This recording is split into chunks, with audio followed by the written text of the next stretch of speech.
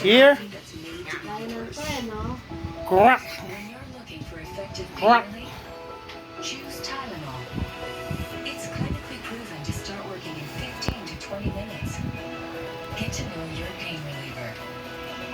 Tylenol. Crack. Crack.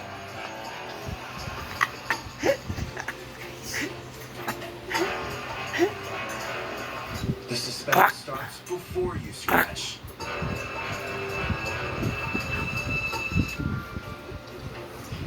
High Roller, please. The new High Roller Casino Instant Scratch Ticket with top prizes of $500,000. You won.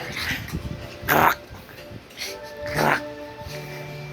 Yeah, chiropractor. Massage Via eh. home or tenant insurance, you'll often be Crack. covered for a certain amount for your Crack. possessions in case of a fire, flooding, or theft. But some items like an expensive wedding ring will not be covered for its entire value unless you're paying for extra insurance. Pat Foreign has more on Guys, consumer focus aspects. foot massage. If you have a pricey Back compact alignment. collection, a racing bike, or expensive wedding ring, you may need extra insurance. A woman who just lost a Racing bike? $20,000 Bike ko nga, ninakaw eh. engagement ring was shocked to find Crack. that she's not covered for Crack. replacement. Safrina Geppetta of Woodbridge fondly remembers her wedding day in 1988. Her husband had gifted her with an engagement ring that at the time had a diamond worth about $20,000. And my husband designed it, so it's very sentimental Ano, to me. teka lang muna, Geppetta says nalalaglag about na 2 ako. months ago, she looked at her ring and noticed the diamond had fallen out.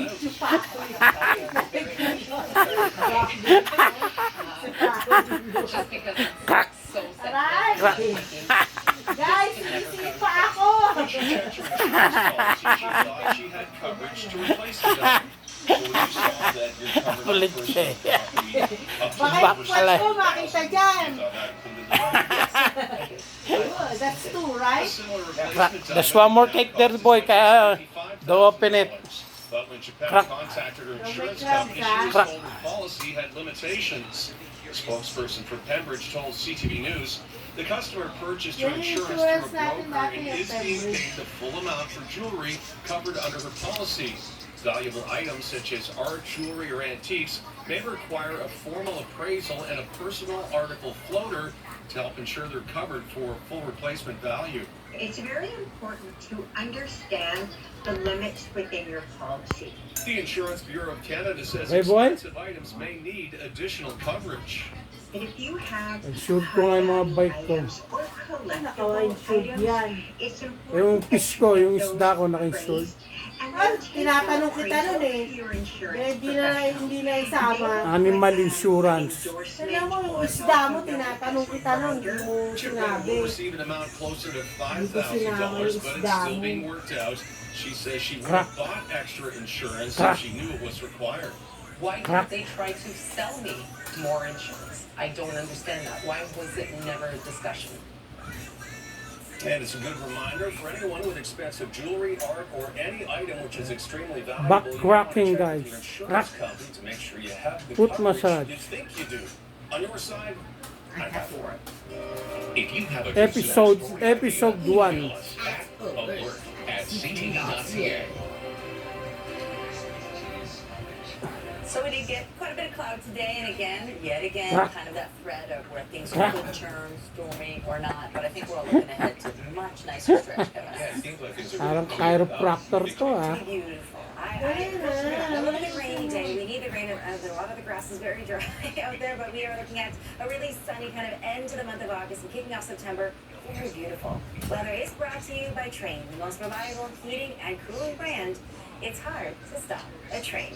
And Nathan and Michelle are totally right. It's been one of those days you have to keep your eyes at the sky because the rain can be a little heavy at times. The bulk of it has made its way east. This low pressure You gonna system is sleep moving now? over Hudson Bay and Nice and far down into southern Ontario. feeling So good. we're not done with all of the rain just yet, but the bulk Cause of foot the real massage. heavy stuff is over. It's out of here. It's done. Adjusting your Now, back humid, I'm still kind of holding on and to your it. It's brain. early part of our evening, and then the temperature drops today, much more comfortable for sleeping. Right now, we're sitting at around Here, 25 degrees. here. It feels like 30 when you factor in all of that heat. But the good news, if you're not a fan of the warmer weather, we will start to moderate and drop back down to seasonal as we head in towards September. Tonight dropping down to Yeah, come. 14, right on par where we should be. Where Finally, a bit of a is break from those really SDCBC? humid nights we've had. We're looking at lingering showers for us here in the city of Toronto. Further east towards Peterborough, Huh? through Kingston, they're looking Hey at guys, the thank you for watching. Don't forget like, share, subscribe. tomorrow. Now getting into our Wednesday, marking the middle of the week. We should be around seasonal. The humidex not as much of a factor as we head in towards the middle. Quite heavy, sitting now in towards parts of eastern Ontario and then southern Quebec. It will How's continue my traffic its way massage? further east Good? as we head throughout the overnight and into the day tomorrow. But behind it, a few lingering troughs.